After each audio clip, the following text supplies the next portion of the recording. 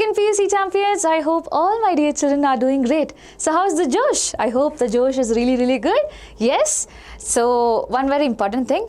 Listen to me carefully, okay? So for getting great marks, obviously you need to understand the concepts really well, but there is also one more thing, and that is how you are going to present your answers. That also matters. Both of them are equally important. Both of them have a great role. Some people know everything, but they do not know how to write a proper answer. Some people do not know it, and which is why they lose the marks. So my dear children, make sure you listen to me very carefully. These are some tips and tricks from the topper's answer sheet. Yes? So let's go deep into it. So the first thing that you can clearly see over here is that there is neat and consistent handwriting. Even though I do not know if it is very clear to you, but yes, everything is very much sorted. So every single time when you give an examination, make sure that, okay, I really understand that you are writing under pressure, your speed might be going up, but that does not mean that you write it in a way the teacher does not understand it. Yeah, so teacher have to check a lot of papers. They might be already frustrated by checking all these things, right? So make sure you make their work easy such that you get the easy peasy marks out there. So please write neat and have a neat and consistent handwriting. The second thing, always answer in points. So here you might have seen this particular child had given strike marks out there for giving points. You can just write 1, 2, 3, 4 also if at all you wish. But make sure you write your answers in points. In that way, what is a good thing about it is that you will not miss out on things which is important because you are framing your points. You are using more of your brain. When you write in paragraph, you try to write everything which you know. Some things might be useful, something might not be useful. But when you write in points, you are being more accountable to what you are writing. Yeah? Yes. The next thing which is there is please maintain the margins and also proper spacing between the answers. If at all you have seen that one particular question is being done, you have a space being left and then you are going ahead with the next question. I'll recommend you to have at least 2 line space, okay, to have a space of 2 lines over here in between such that it will be even more clear. There's a proper clarity for the teacher. And please give the proper number and question number and everything. Most of us mess around here. So every time when you write the question number, look at the question paper. Are you writing the same question number or not? Check it up. Okay, this is super, super important. And it's the silliest mistake that we could do, right? So yes. And diagrams have to be neatly labeled. So over here there's a circuit diagram which is being put, but still it is being very, very properly being put down, which is really good thing, right? So diagrams also have to be neatly labeled and label it with a pencil itself. Draw the diagram with a pencil and label it with a pencil itself. That will be really, really good if at all you could do that. Drawing is necessarily Drawing has to be necessarily done with a pencil itself, and it can be labeled with a pen, but again, that is not recommended. Labeling with the pencil itself would be really good thing to do. Yeah? Yes. Next thing, important formulas highlight. So whatever formulas that you are using, you can highlight it by putting inside a box. Similarly, the answers which you are giving, for example, it might be a one term answer out there. What you have to do is just put it inside the box. This again makes it look good and also very easy for the teacher to get to understand what is your final answer. So formulas as well as your answers, make sure you put it inside a box. Yeah? And paper flow should be maintained, as in whatever part you are writing, okay, that is 5 marker. Mention that you have begun the 5 marker question by mentioning the section. So this is section D, part C, whatever you have to mention which is there according to your question booklet which is there, you have to put that over here, then only you should be going ahead. It's not like I am failing to do the 5 marker now and then I'll be switching to the 3 marker. Please do not do that. Have this in your head clearly. Whatever section you are doing, complete those particular section, then only go ahead. Yeah? And I think that's into it. But before I go ahead with all these other subjects, I realize that not everyone wants to see the entire video of different subjects, which is why there are some general rules that you need to follow. Suppose, my dear children, I want to go ahead with a 5 marker question directly. Can I do that?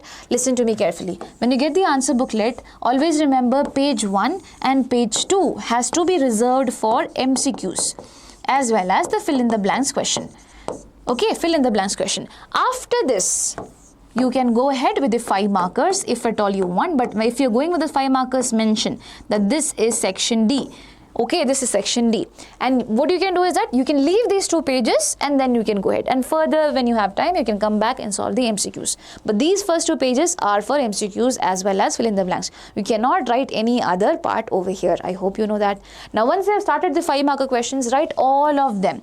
If you feel that, ma'am, I am really unsure whether I should be writing an extra thing out there, what you can do is leave some space. Here itself, you can leave some space, and probably later on you can try to write the answer.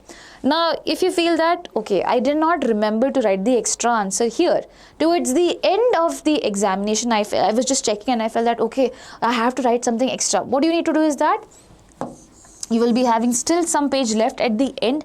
Okay, what you have to do, once your all of the answers are being done, you can just write that this is basically part D, question number 28.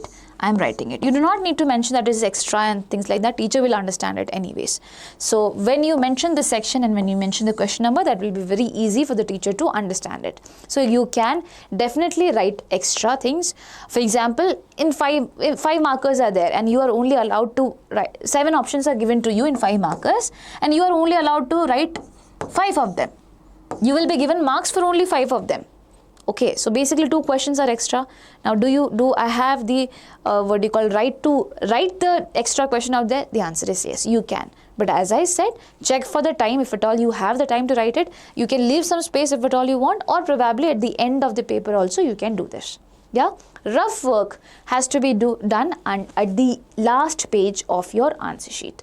At the last page of your answer sheet, the rough page has to be done. Apart from that, it is not recommended to do it anywhere else.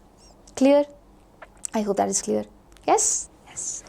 So these are the few things that you should be keeping in mind. And also, my dear children, whenever you write something and you feel that this thing is wrong, do not scribble it off like this. Just put strike marks like this and move on with the actual answer.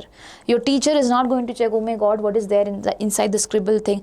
They are not going to judge you over there. Listen, striking it could be really helpful, because suppose you have written something that makes sense over here and you are someone who is just passing. So teacher could consider that and give you some marks, even though that could be slightly unofficial to do. But yes, there are chances for that. So that is why it is said that you should not be scribbling like this, rather than you should be striking off. Works? Works. Okay. Now, at this point, I see that, okay, some people might not be too much interested to know about physics, chemistry, biology and math. If at all you feel that you do not have much time left, I have to go study Kannada, you can. If you feel that, yes, I can watch the entire video because this is something useful and I have time for that, then you can prolong, you can go ahead. And by the way, if you think that these videos are helping you well, do not forget to hit the subscribe button. So in the physics paper, the things that you need to keep in your mind is that write all the MCQ answer fully along with their correct option number. Now this is something that is generic also for every subject. Whenever you are writing an MCQ answer, it's not like you just have to write A, B, C, D. No, you have to write what is A. A is what? Electric charge. So mention it completely. Mention it completely, otherwise you're going to lose your marks. Similarly, in fill in the blanks question, you don't have to write the entire sentence out there. Only the option which is there, you have to write it, question number and the options. So option have to be written properly, clearly. Okay, and again, this gives more accountability to you also. While you write the entire thing, you get to know, oh, C is actually this. Sometimes we choose the correct option, but we mess around over here. Or probably we write something correct over here, we mess around with the ABC thing. So please make sure you do that. Now, write the difference between question with proper separation by putting a line in between and putting alternate points out there. That is one very important thing.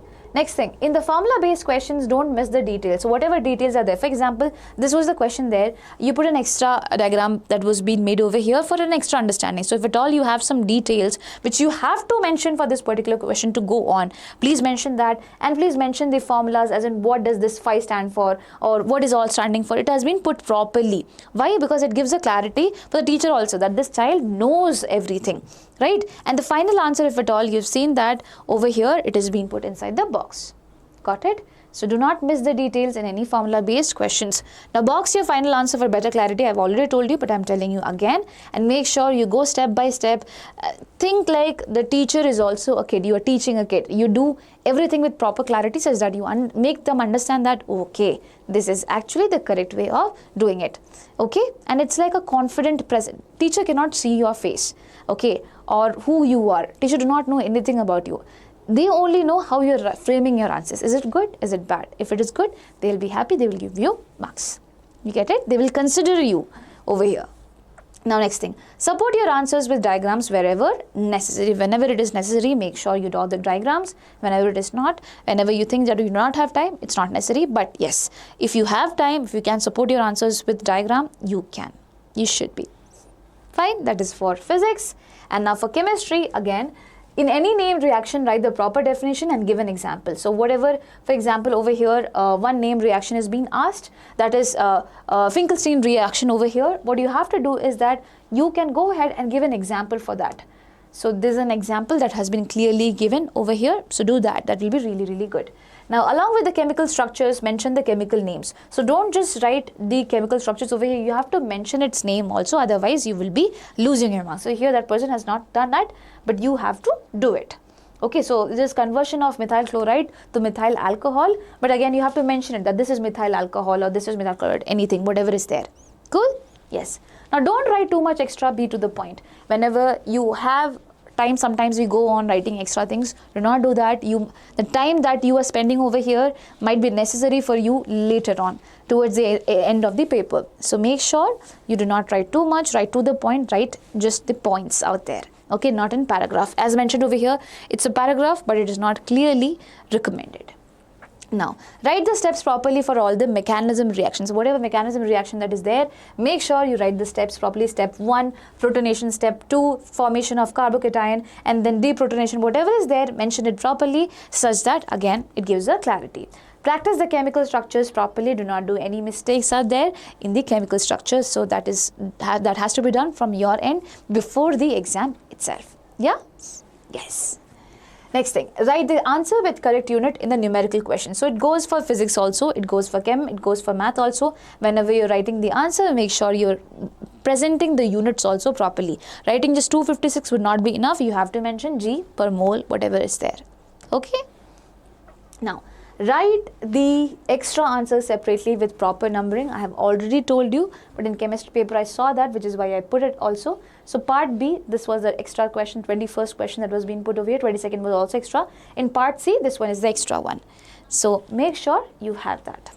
Done. Okay, extra questions have to be dealt separately towards the end after your paper has been done, or you can probably leave a space while doing it only and come back to it, and you can do it and that way also. Perfect. Now, I hope you guys have subscribed. If not, do that.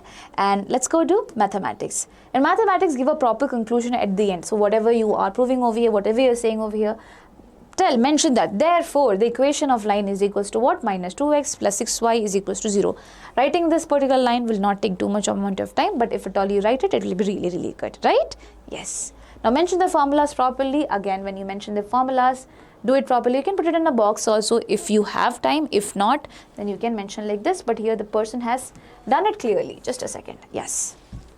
The person has done it clearly itself. So, yeah. Now, draw graphs neatly with proper scale and labelings. The scale have to be mentioned over here.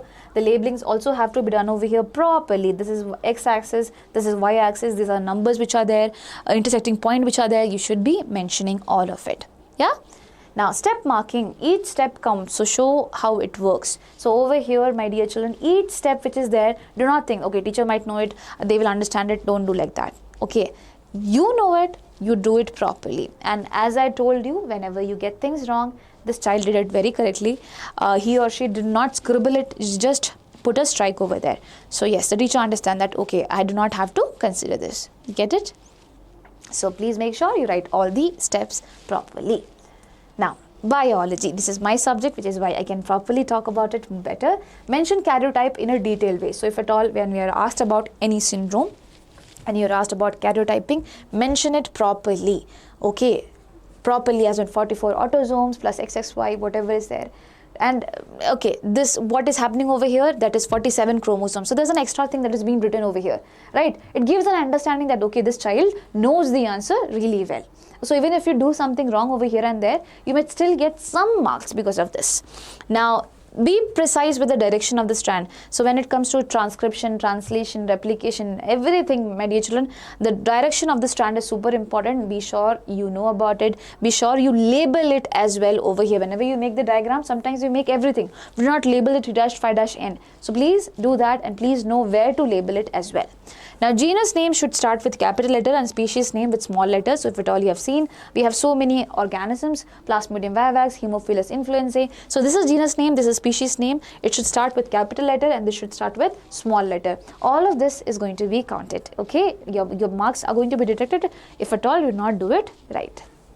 Next thing, the phenotypic and genotypic ratio should be elaborated. So whatever ratio you are saying, for example, when you are saying that phenotypic ratio is 1:2:1, you have to mention what do you mean by 1. 1 stands for red, 2 of them are pink, 1 stands for white. So please mention that. Do not just write this particular ratio and come. Please understand what is this 1, 2 and 1 standing for as well. Same goes with genotypic ratio also. Now, questions related to genetics should have parents. Okay, these are the parents, these are the gametes, this is the F1, or if at all it is F2, mention that one by one and then only go ahead. Do not start crossing from here itself. Mention the gametes and then only go ahead. Fine? And label the diagrams properly. So whenever you have a diagram to make sure you label it properly. So you can write it with a pen over here. If at all this is a very big schematic diagram representation out there, draw it with a pencil. You can write it with a pen. This is generally recommended to write it with a pencil itself. If at all you have pencil, it's really nice and it's clearly visible. You can write it with a pencil, or then you can use the support of a pen also if needed. But drawing has to be done with a pencil. I hope that is super clear. And I think with that, we end this particular video. Also, one very important thing for everyone who is preparing for KCET, we have launched KC30 batch, which is a comprehensive 30-day online crash course. If at all you are interested, make sure you enroll it today. There will be complete syllabus coverage. There will be chapter-wise KCET questions along with the solution in the form of videos. Apart from that, there will be in the test format also. The KCET PYQs will be in the test format also. So that could also really help you well. Apart from that, there will be 10 full-length mock tests. And all of it starts from 21st of March. We're not asking you to study right now. It will be after your boards, but you can enroll as of now itself, because the pricing for that is ₹2499. So it was up to 25th. It was extended up to 26th, but I do not know if at all you're watching it later on. Probably the offer price might have ended, but still check for the pricing out there and then take it up if at all you wish to take. Yeah?